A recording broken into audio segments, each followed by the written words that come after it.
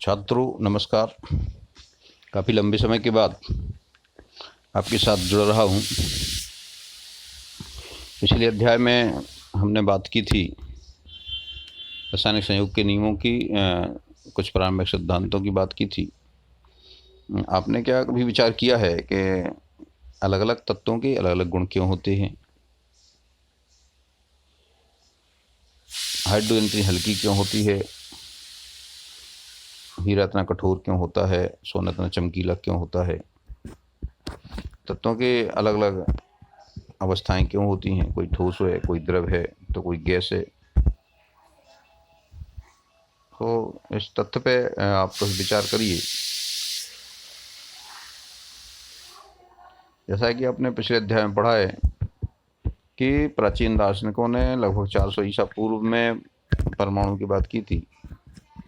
महर्षि कणाद जो वैशेषिक दर्शन के प्रणेता हैं, उन्होंने द्रव्य के मूल संरचनात्मक इकाई के रूप में परमाणु की बात की थी।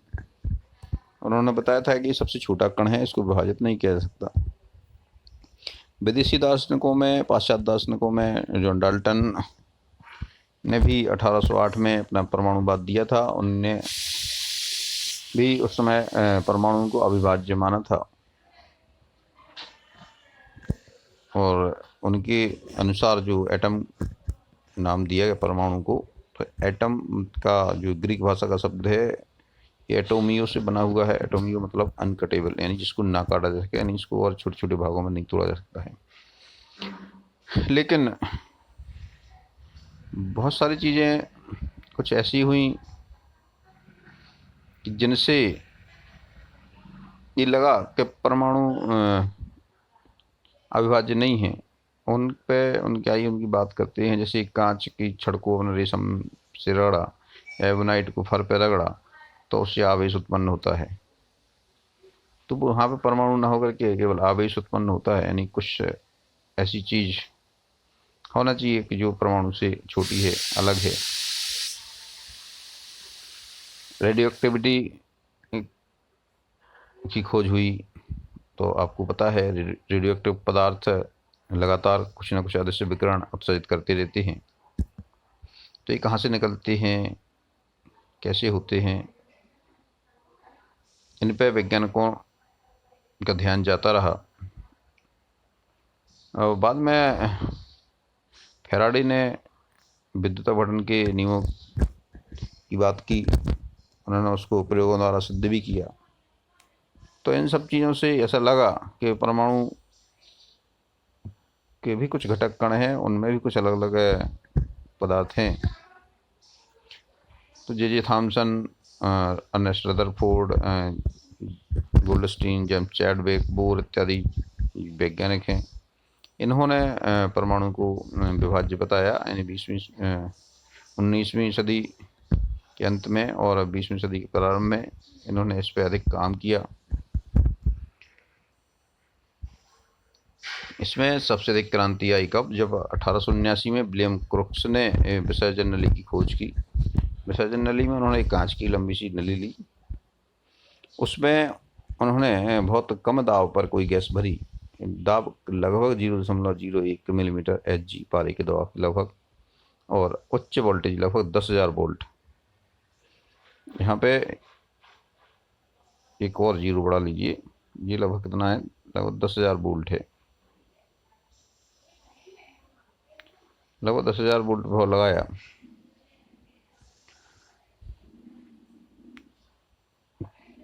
आपने इस तरह की विसर्जन नली को उसमें भी देखा होगा, पुरानी टीवी जो बड़ी वाली टीवी आती थी ना, उसमें कैथोड रे ट्यूब का उपयोग होता है।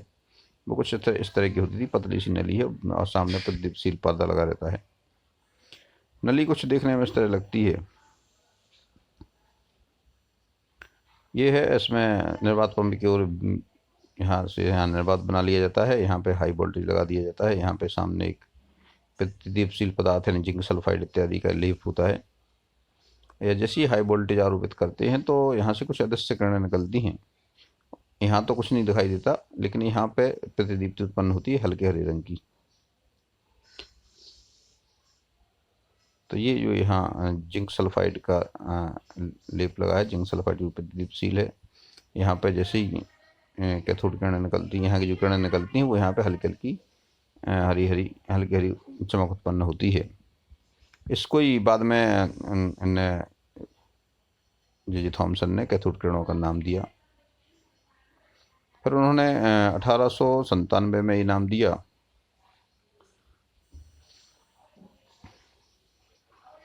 और इनके गुणों के अध्ययन के लिए कई छोटे छोटे प्रयोग किए और पाया कि कैथोड किरणें सरल रेखा में गमन करती हैं। कैथोड किरणों पर ऋण आवेश होता है। चुंबकीय क्षेत्र में एस ध्रुव की ओर विचलित होती हैं, अर्थात इन पर ऋण आवेश होता है। इनके मार्ग में छोटा हल्का पहिया रखने पर ये घूमने लगता है, अर्थात ये द्रव्यमान कण हैं। ये ऊष्मीय प्रभाव भी दर्शाती हैं। यदि प्लेटिनम की पतली सी पत्ती को इसके मार्ग में रख दिया जाए तो वो गर्म होकर के लाल हो जाती है। और भी बहुत सारे गुणों का अध्ययन किया उन्होंने। एक एक करके छोटे छोटे प्रयोग किए। आपने पे एक एक करके अपन चर्चा करेंगे। देखिए, सबसे यहाँ उन्होंने ये सिद्ध किया एक कि ये किरण जो कैथोड किरणें निकलती हैं वो एक सीधी रेखा में गमन करती हैं। इसके लिए इन्होंने एक अपारदर्शी वस्तु इसके मार्ग में रख दी और जैसे इस पे कैथोड किरणें निकलती हैं तो इसकी छाया यहाँ पे बन जाती है। इसके सिद्ध होता है कि कैथोड किरणें सीधी रेखा में गमन करती हैं।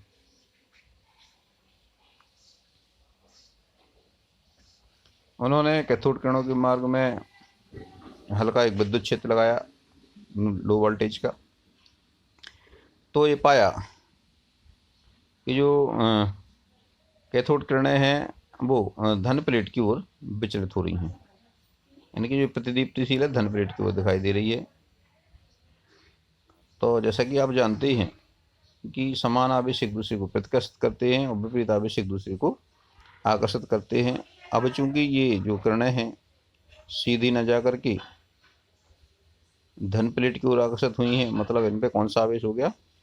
ऋण आवेश हो गया। इससे सिद्ध होता है कि कैथोड किरणें ऋण आवेशित हैं।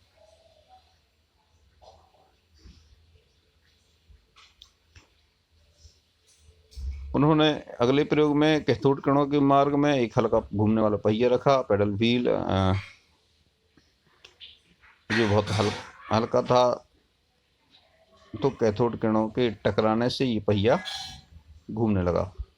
इससे सिद्ध होता है कि कैथोड किरणों में भी कोई द्रव्यमान कण है, यानी जो किरणें हैं वो कैसी हैं? उनमें द्रव्यमान है। यदि द्रव्यमान नहीं होता तो पहिए पे कोई असर नहीं पड़ता। पहिया घूमने लगा, इसका मतलब यह है कैथोड किरणों में द्रव्यमान होता है। फिर अगले प्रयोग में उन्होंने कैथोड किरणों के मार्ग में चुंबकीय क्षेत्र आरोपित किया और पाया कि ये जो कैथोड किरणें हैं वो एस ध्रुव की ओर विचलित हो जाती हैं, एस ध्रुव की ओर आती हैं। पुनः इससे सिद्ध होता है कि कैथोड किरणें ऋणावेशित हैं। इस तरह से कैथोड किरणों के गुणों का उन्होंने अध्ययन किया।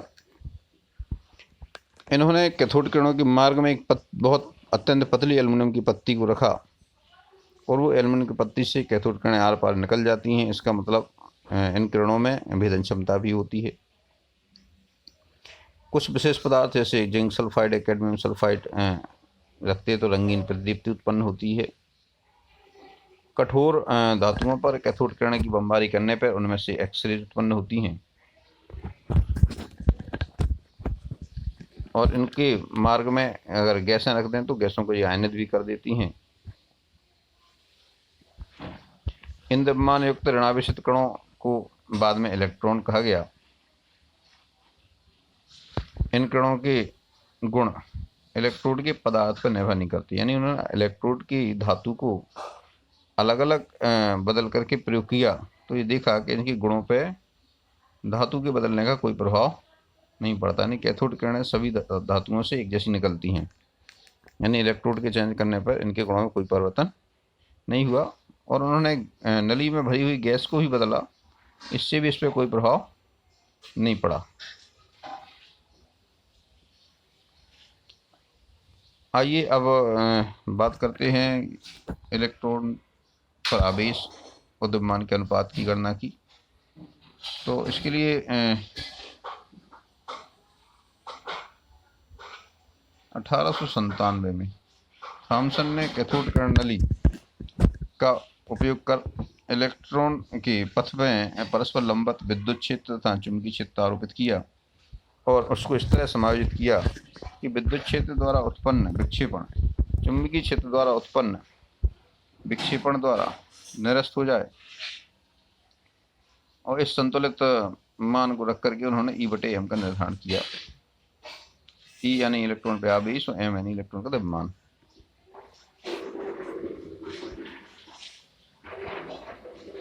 इन्होंने अपना प्रयोग इस तरह जमाया, इस तरह उनका जो नली थी वो इस तरह थी।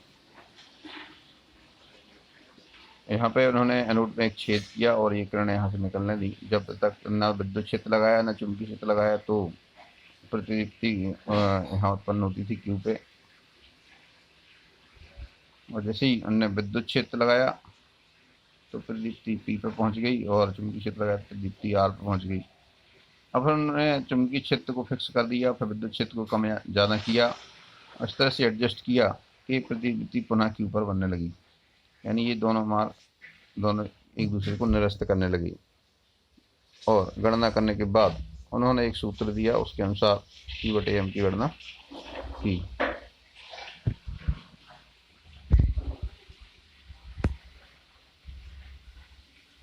उन्होंने इस फॉर्मूले से ये गणना E/m बराबर x h² इंटू R, जहाँ पे E है इलेक्ट्रॉन पे आवेश, m है इलेक्ट्रॉन का द्रव्यमान, x है विद्युत क्षेत्र की प्रबलता और R है नियत चुंबकीय क्षेत्र के प्रभाव में धारा द्वारा घूर्णित वृत्ताकार मार्ग की त्रिज्या। ये जो व्यंजक निकला, ये व्यंजक कुछ गणना करने के बाद आता है। यहाँ पे जो h है चुंबकीय क्षेत्र का जो हॉरिजॉन्टल पार्ट है, ये कक्षा 12वीं में आप पढ़ेंगे, 12वीं की भौतिकी में आपको पढ़ने को मिलेगा। इस तरह से थॉमसन ने E/m का मान 1.758820 कूलाम प्रति किलोग्राम ज्ञात किया। इसको हम निपटन करके 1.76 इंटू 10⁻11 कूलाम पर किलोग्राम रखते हैं। ये जो मान है ये E और m का अनुपात है, यानी आवेश और द्रव्यमान का रेशियो है।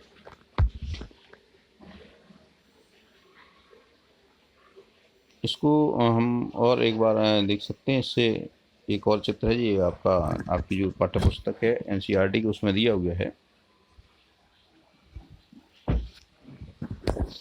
इस उपकरण के आधार पर इन्होंने E/m की गणना की। इसके पीछे थॉमसन ने एक तर्क दिया कि जो इलेक्ट्रॉन का विचलन है वो इन बातों पर निर्भर करता है। कण पर ऋणावेश अधिक होता है तो विद्युत क्षेत्र और चुंबकीय क्षेत्र के साथ अन्योन्य क्रिया बढ़ती जाती है और विचलन बढ़ जाता है। अब यदि कण का द्रव्यमान अधिक होता है तो विचलन कम हो जाता है, और द्रव्यमान कम होता है तो विचलन अधिक हो जाता है। इन दोनों तथ्यों के आधार पर ही उन्होंने E/m की गणना की। तो इलेक्ट्रॉन पर आवेश की मात्रा ज्ञात करने के लिए R.A. मिल्कन ने एक प्रयोग किया जो उनके तेल बूंद प्रयोग के नाम से प्रसिद्ध है। इनमें इन्होंने एक कणित्र द्वारा तेल की अत्यंत छोटी छोटी बूंदें उत्पन्न की और इनको उन्होंने एक बारीक छिद्र में से आवेशित प्लेटों के बीच गुजारा। इन प्लेटों के बीच की वायु को एक्सरे द्वारा आयनित किया गया, जिससे उत्पन्न इलेक्ट्रॉन तेल की बूंद द्वारा ग्रहण किए गए। ऐसे में तेल की बूंद पर दो विपरीत बल लगने लगते हैं, एक गुरुत्वाकर्षण के कारण जो ऊपर से नीचे की ओर लगता है और दूसरा आवेश के कारण जो नीचे से ऊपर की ओर लगता है। उन्होंने विद्युत विभव को परिवर्तन करके इस बूंद को स्थिर कर दिया या फिर एक नियत वेग से नीचे गिरने दिया गया, और इस संतुलन की स्थिति पर उन्होंने गणना करके इलेक्ट्रॉन के आवेश की गणना की। और अलग अलग बूंदों के ऊपर अलग अलग आवेश के कारण इन्होंने आवेश की गणना की, जो कि इलेक्ट्रॉन के आवेश की पूर्ण गुणज प्राप्त हुई। और उन अलग अलग मानों का महत्तम समावर्तक निकाल के उन्होंने उनके ऊपर उपस्थित इलेक्ट्रॉन के आवेश की गणना की। इसके लिए उन्होंने उपकरण इस तरह व्यवस्थित किया। देखिए, उपकरण को संक्षेप में समझते हैं। उन्होंने एक सिलेंड्रिकल अरेंजमेंट किया। इसमें उन्होंने एक गणित लिया, इस गणित में एक तेल भर दिया और जैसे ही यहाँ इसको दबाते हैं तो फव्वारे के रूप में तेल की बूंदें यहाँ आती हैं। ये आपको दिख रही होंगी।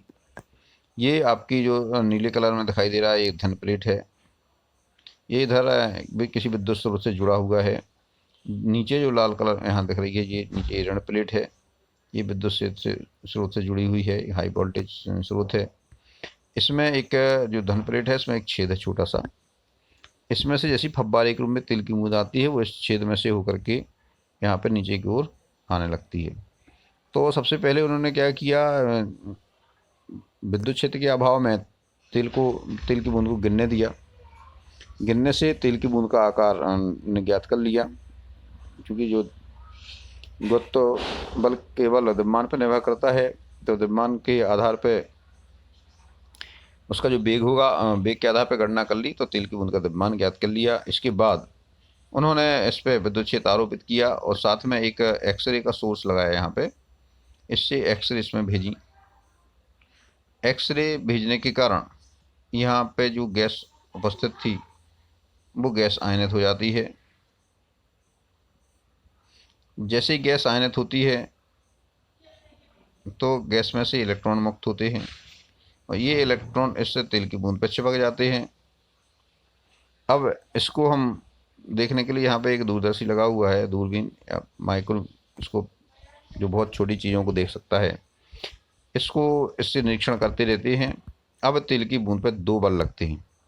एक बल ऊपर की ओर, ऊपर से नीचे की ओर लगेगा, गुरुत्व बल है, ये इसके द्रव्यमान के कारण लगता है। दूसरा बल नीचे से ऊपर की ओर लगेगा, ये स्थिर विद्युत आकर्षण बल है, जो कि इसके आवेश के कारण लगता है। आप जानते ही हैं कि विपरीत आवेश एक दूसरे को आकर्षित करते हैं। ऊपर की प्लेट धनावेशित है, तेल की बूंद ऋणावेशित है, इसलिए तेल की बूंद ऊपर की ओर जाएगी। क्योंकि नीचे की प्लेट ऋणावेशित है, तो इससे प्रतिकर्षित होगी, इससे आकर्षित होगी धन प्लेट से। तो ये दो बल लगते हैं और परस्पर संतुलन जब इनमें होता है, तो ऐसी स्थिति में ये बूंद रुक जाती है या फिर ये बूंद एक नियत वेग से नीचे की ओर गिरने लगती है। तो उसका हम वेग ज्ञात कर लेते हैं। इस उपकरण को हम इस तरह भी दर्शा सकते हैं।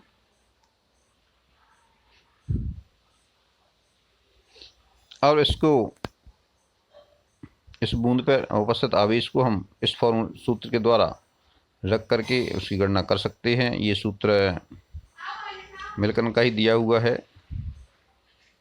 इसमें Q बराबर mg/x इंटू V1 + V2/V1, जहाँ पे G है गुरुत्वीय त्वरण, M है बूंद का द्रव्यमान, Q है बूंद पे आवेश, X है विद्युत क्षेत्र की तीव्रता, V1 है गुरुत्व के प्रभाव में बूंद का ऊपर से नीचे की ओर वेग, और V2 है गुरुत्व के विरुद्ध नीचे से ऊपर की ओर बूंद का वेग। इस सूत्र में मान रख करके हम तेल की बूंद पर उपस्थित आवेश की गणना कर सकते हैं। उन्होंने जो आवेश की गणना की, उसके आधार पर उन्होंने ये पाया कि बूंदों पर जो आवेश है, यानी बूंदों पर स्थित अलग अलग आवेश की जो मात्राएं हैं, वो 1.6022 × 10⁻⁻⁹ कूलाम्ब की पूर्ण गुणज प्राप्त हुई। इसकी पूर्ण गुणज प्राप्त हुई, अर्थात जो आवेश की इकाई है वो 1.6022 × 10⁻⁻⁹ प्राप्त हुई। इसको प्राप्त करने के लिए क्या किया होगा उनने, आप जानते ही हैं कि चूँकि इलेक्ट्रॉन है वो एक इलेक्ट्रॉन चिपकेगा या दो चिपकेंगे या 4, 10, यानी इलेक्ट्रॉन की पूर्ण संख्या में जुड़ने से बूंद आवेशित हुई। तो बूंदों के जो अलग अलग आवेश निकलेंगे उनका हम यदि महत्तम समावर्त निकालेंगे तो उससे हमें एक इलेक्ट्रॉन पर आवेश की मात्रा ज्ञात हो जाएगी, जो कि ये निकाली उन्होंने 1.6022 × 10⁻19 कूलम्ब। अर्थात इलेक्ट्रॉन पर आवेश 1.6022 × 10⁻19 कूलम्ब निर्धारित किया गया। ये आज तक मान्य है। अब बात करते हैं इलेक्ट्रॉन के द्रव्यमान की। तो एक छोटी सी गणितीय गणना है, क्योंकि हमें E/m का मान ज्ञात है, अब इलेक्ट्रॉन का आवेश का मान भी ज्ञात हो गया, तो हम एक सिंपल सी कैलकुलेशन से हम m का मान निकाल सकते हैं। E का मान है 1.6022 × 10⁻19 कूलम्ब। E/m का मान है 1.7 × 10⁸ कूलम्ब प्रति ग्राम। तो m का मान निकालने के लिए हम E/m लिख देंगे। तो ये 1.602 × 10⁻19 कूलम्ब में 1.7 × 10⁸ कूलम्ब प्रति ग्राम का भाग देंगे, तो ये वैल्यू आ जाती है 9.1 × 10⁻28 ग्राम। इसको किलोग्राम में बदलने के लिए हम इसमें 10⁻3 से गुणा कर देंगे, तो ये हो जाएगा 9.1 × 10⁻31 किलोग्राम। इसको हम इलेक्ट्रॉन का ब्राह्म द्रव्यमान मानते हैं, क्योंकि जब इलेक्ट्रॉन प्रकाश के वेग से अत्यंत कम वेग से गतिमान रहता है तो इसको ब्राह्म ही माना जाता है। तो ये इलेक्ट्रॉन का ब्राह्म द्रव्यमान है। अब हम बात करेंगे AMU में इलेक्ट्रॉन का द्रव्यमान। AMU आप जानते हैं एटॉमिक मास यूनिट, परमाणु द्रव्यमान इकाई। तत्वों के परमाणु द्रव्यमान इसी इकाई में लिखे रहते हैं। आप सारणी में देखेंगे तो इसी में लिखे रहते हैं। तो इसको हम हाइड्रोजन के परमाणु के द्रव्यमान से तुलना करके इसकी ज्ञात करते हैं। चूँकि हाइड्रोजन के परमाणु का AMU में द्रव्यमान होता है 1.088008। तो एक हाइड्रोजन परमाणु का द्रव्यमान कितना हो जाएगा? 1.008 में हम 6.023 × 1023 का भाग देंगे तो इतने ग्राम हो जाएगा। इसको गणना करने पे ही हमें प्राप्त होता है 1.6738 × 10⁻24 ग्राम, और किलोग्राम में बदल रहे हैं 10⁻3 से गुणा कर देंगे तो ये मान हो जाएगा 1.6738 × 10⁻27 किलोग्राम। अब एक परमाणु का द्रव्यमान में हम एक इलेक्ट्रॉन के द्रव्यमान का भाग दे देंगे, तो ये मान आ जाता है, हमने एक हाइड्रोजन परमाणु का द्रव्यमान को लिया, फिर यहाँ पे एक इलेक्ट्रॉन के द्रव्यमान से उसको भाग दिया, तो ये मान आ गया 1837। अर्थात हाइड्रोजन परमाणु इलेक्ट्रॉन से 1837 गुना भारी है। यानी एक हाइड्रोजन परमाणु का द्रव्यमान बराबर 1837 इलेक्ट्रॉन का द्रव्यमान। तो एक इलेक्ट्रॉन का द्रव्यमान हो जाएगा 1.008/1837 AMU। इसको भाग देने पर यह संख्या प्राप्त होती है 0.00054887 AMU, या इसको हम AMU को सिंपल U से भी व्यक्त करते हैं। तो इस तरह से हमने इलेक्ट्रॉन का द्रव्यमान ज्ञात कर लिया, इलेक्ट्रॉन पे आवेश ज्ञात कर लिया। ये सब जे थॉमसन ने किया था, उनके नाम पे ही इलेक्ट्रॉन की श्रेय का स्रोत और उसका श्रेय जाता है इलेक्ट्रॉन की खोज का।